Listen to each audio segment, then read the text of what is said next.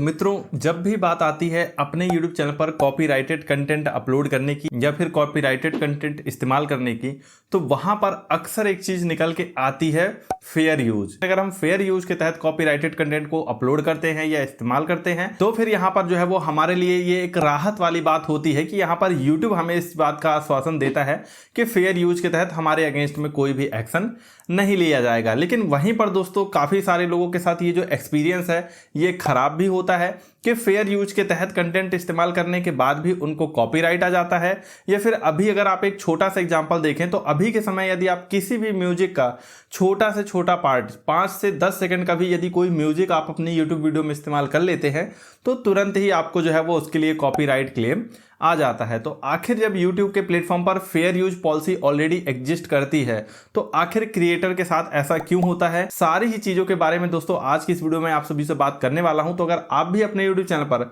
Copyrighted content को upload करना चाहते हैं या इस्तेमाल करना चाहते हैं तो ये वीडियो आप सभी लोगों के लिए बहुत ही ज्यादा इंफॉर्मेटिव होने वाली है। अभी तक आपने इस वीडियो को लाइक नहीं किया तो जल्दी से लाइक कर दीजिए, साथ ही चैनल को सब्सक्राइब नहीं किया सब्सक्राइब कर दीजिए। सो चलिए दोस्तों वीडियो को स्टार्ट करते हैं। तो यहाँ पर देखिए दोस्तों, यहाँ पर मैंने यूट्यूब का जो ऑफिशियल ब्लॉग है फेयर यूज पॉलिसी का, उसे मैंने यहाँ पर जो है वो खोल रखा है। जो फेयर यूज है वो किसी भी व्यक्ति को ये अलाउ करता है कि वो कॉपीराइटेड कंटेंट का जो है वो इस्तेमाल कर सकते हैं बिना उसके ऑनर से परमिशन लिए। यानी जो कॉपीराइट ऑनर है आपको उससे परमिशन लेने की कोई भी जरूरत नहीं है, आप उसके कंटेंट का इस्तेमाल कर सकते हैं फेयर यूज पॉलिसी के तहत। जहां पर यूट्यूब ने कुछ एग्जाम्पल भी दिए हैं कि अगर आप यहां पर कमेंट्री करना चाहते हैं, क्रिटिसिज्म करना चाहते हैं, रिसर्च करना चाहते हैं, या फिर आप यहाँ पर टीचिंग के लिए इस्तेमाल करना चाहते हैं, या फिर आप न्यूज रिपोर्टिंग वगैरह करना चाहते हैं, तो इन सभी चीज़ों में आप जो है वो यहाँ पर किसी भी कॉपीराइट ऑनर का जो कंटेंट है वो फेयर यूज के तहत इस्तेमाल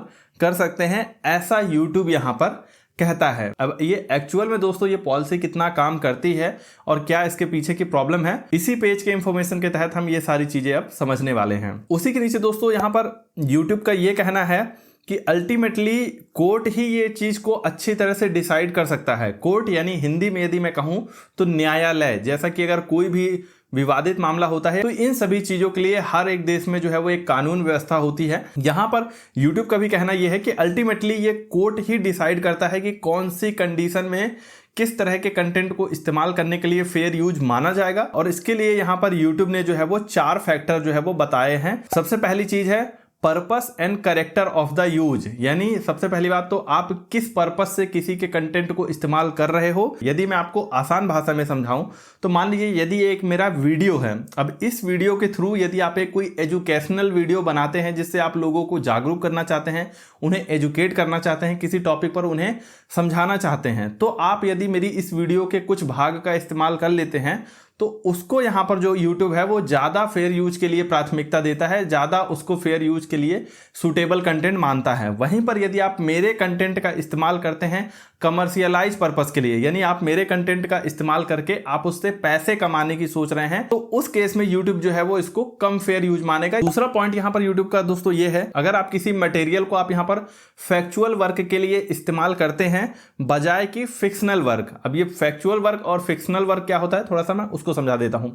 मान लीजिए हमारे देश, यदि इंडिया की बात करें तो हमारा देश भारत जो कि 1947 में आजाद हुआ था। अब इस इंफॉर्मेशन को यदि मैं बताऊं, कोई दूसरा व्यक्ति बताए, ये एक फैक्चुअल थिंग है, मतलब इस पर किसी एक व्यक्ति का कॉपीराइट अधिकार नहीं है। इस फैक्ट को कोई भी बता सकता है, कोई भी बोल सकता है। तो अगर आप इसका इस्तेमाल करते हैं तो ये 100% फेयर यूज में आता है। लेकिन वहीं पर यदि मैं बात करूं किसी फिक्शनल वर्क की, तो अब मान लीजिए यहां पर मैं जो है वो खुद से कोई स्क्रिप्ट लिखता हूं, उसके बाद उस स्क्रिप्ट के बेसिस पे मैं यहां पर कोई वीडियो बनाता हूं, चाहे वो कोई कॉमेडी वीडियो हो, कोई स्केच वीडियो हो, कोई मोटिवेशनल वीडियो हो, या किसी तरह का कोई शॉर्ट फिल्म या फिर सीरीज हो। तो अगर इस तरह के कंटेंट को अगर आप इस्तेमाल करते हैं तो यूट्यूब उसको थोड़ा कम फेयर यूज में मानता है। तो ये हो गया फिक्शनल वर्क। तो इसका यदि आप इस्तेमाल करते हैं तो इसे यूट्यूब थोड़ा सा कम प्राथमिकता देता है फेयर यूज के लिए। इसका जो तीसरा पॉइंट है, किस अमाउंट में आप कंटेंट को इस्तेमाल करते हैं, वो भी यहाँ पर बहुत ही ज्यादा निर्धारित करता है। उदाहरण के लिए मान लीजिए कोई एक व्यक्ति है, व्लॉगिंग करने के लिए वो जंगल में जाता है और यहाँ पर कोई एक ऐसा पॉइंट आता है कि 3-4 घंटों की मेहनत के बाद फाइनली उसे उस जंगल में मान लीजिए टाइगर दिख जाता है। अब किसी जंगल में टाइगर का दिखना एक बहुत ही एक्सक्लूसिव चीज है और इस चीज को उस व्यक्ति ने जो है वो शूट किया है। अब मान लीजिए आप उसी व्यक्ति पर कोई एक वीडियो बनाना चाहते हैं किसी भी पर्पस के लिए, तो हो सकता है बाकी चीजों को यहाँ पर जो है वो इतनी ज्यादा उसको प्रॉब्लम ना हो अगर आप उसका कंटेंट इस्तेमाल करते हैं, लेकिन 3-4 घंटों की मेहनत के बाद उसने जो एक रेयर फुटेज यहाँ पर शूट की है उस टाइगर की, यदि आप उसके उस वीडियो को भी इस्तेमाल कर लेते हैं या उस वीडियो को भी यहाँ पर ले लेते हैं, तो हो सकता है ऐसे में सामने वाले व्यक्ति को थोड़ा सा ज्यादा ऐतराज हो, तो फिर यहाँ पर जो है वो आपको ज्यादा प्रॉब्लम हो सकती है। तो यहाँ पर दोस्तों अमाउंट भी काफी हद तक डिपेंड करता है कि आप जो कंटेंट यूज कर रहे हो वो कोई एक जनरल कंटेंट है या वो एक बहुत ही एक्सक्लूसिव कंटेंट है। चौथा पॉइंट यहाँ पर यह है कि आप जो भी कंटेंट इस्तेमाल करते हैं, मान लीजिए अगर आप किसी का कंटेंट इस्तेमाल कर रहे हैं और उस कंटेंट को इस्तेमाल करने की वजह से सामने वाले व्यक्ति का फाइनेंशियल कोई लॉस हो जाता है, यानी मान लीजिए वही जैसा कि मैंने एक पिछले उदाहरण में आपको समझाया था कि मैं कोई स्क्रिप्ट लिखता हूं, उस स्क्रिप्ट की मदद से एक मैं ड्रामा यहां पर जो है वो बनाता हूं और अब मैं चाहता हूं कि मैं उस ड्रामा को जो है वो अलग अलग टीवी चैनल नेटवर्क को जो है वो सेल करूं और उससे मैं यहां पर जो है वो पैसे कमाऊं। अब कोई दूसरा व्यक्ति यदि यहां पर आता है और उसको यहां पर जो है वो अपने यूट्यूब चैनल पर अपलोड कर देता है, भले ही वो मेरा 2.5-3 घंटे का ड्रामा है तो वो उसका 4-5 मिनट का ही क्लिप यूज करता है, पर इससे भी कहीं ना कहीं मेरा लॉस होगा, क्योंकि अगर मैं जब कोई ड्रामा बेचूंगा तो जाहिर सी बात है उसका तो मैं पूरा का पूरा वीडियो ही बेचूंगा, कोई ऐसा पार्ट तो नहीं बेचूंगा। तो वैसे में कोई यदि व्यक्ति उसका छोटा मोटा पार्ट भी फ्री में दिखा देता है तो इससे तो यहाँ पर जो है वो मुझे इससे नुकसान हो सकता है। तो ये चीज भी यहाँ पर जो है वो फेयर यूज में कंसीडर की जाती है कि आपका कंटेंट को इस्तेमाल करने की वजह से सामने वाले व्यक्ति का कोई फाइनेंशियल लॉस तो नहीं हो रहा है। तो कहने का मतलब यही है दोस्तों कि आप जो भी कॉपीराइटेड मटेरियल इस्तेमाल कर रहे हो उसके लिए आपका यहाँ पर जो है वो मकसद और तरीका क्या है,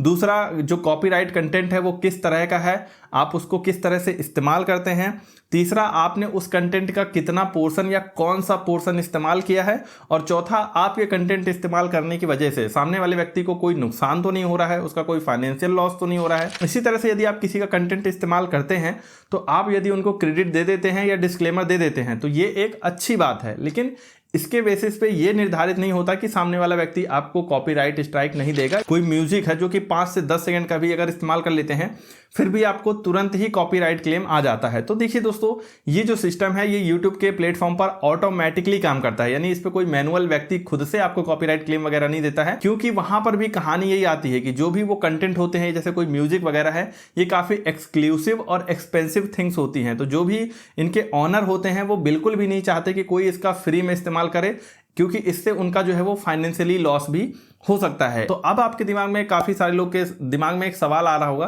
कि आखिर YouTube ने यहाँ पर जो है वो ये फेयर यूज पॉलिसी बनाई ही क्यों, इसका क्या मतलब है और आखिर एक क्रिएटर को इससे फायदा क्या होता है। तो देखिए दोस्तों, फेयर यूज पॉलिसी बेसिकली कहीं ना कहीं आपको इतनी पावर तो देता है कि आप किसी दूसरे व्यक्ति का जो कंटेंट है उसको एक गुडविल के हिसाब से, यानी अच्छे कामों के लिए आप जो है वो यहाँ पर इस्तेमाल कर सकते हैं। लेकिन जाहिर सी बात है दोस्तों, जो कॉपीराइट ऑनर होते हैं उनके पास भी अपने कॉपीराइट्स होते हैं, तो इसीलिए YouTube ने इस तरह की पॉलिसी लाई तो है जिससे क्रिएटर इसका इस्तेमाल करके लोगों का कंटेंट एटलीस्ट इस्तेमाल कर सकें, जहां पर YouTube ये अलाउ करता है कि यदि सामने वाला व्यक्ति आपको कॉपीराइट स्ट्राइक नहीं देगा तो YouTube उसको भली भांति मोनेटाइज करता है और आप उससे जो है वो रेवेन्यू भी जनरेट कर पाते हैं, और YouTube अपनी तरफ से उस कंटेंट पर कोई भी एक्शन नहीं लेता है। उदाहरण के लिए यदि आप किसी व्यक्ति का कॉपीराइटेड कंटेंट यदि पूरा का पूरा भी अपलोड कर दें तो YouTube अपनी तरफ से कभी भी आपको कॉपीराइट स्ट्राइक नहीं देता है, जबकि सामने वाला व्यक्ति मैनुअली YouTube से इस चीज के लिए रिक्वेस्ट ना करे। तो अगर आपको कोई कंटेंट लगता ही है कि मैंने इस कंटेंट को केवल फेयर यूज के तहत ही इस्तेमाल किया है और आपके अगेंस्ट में कोई भी कार्यवाही नहीं होनी चाहिए,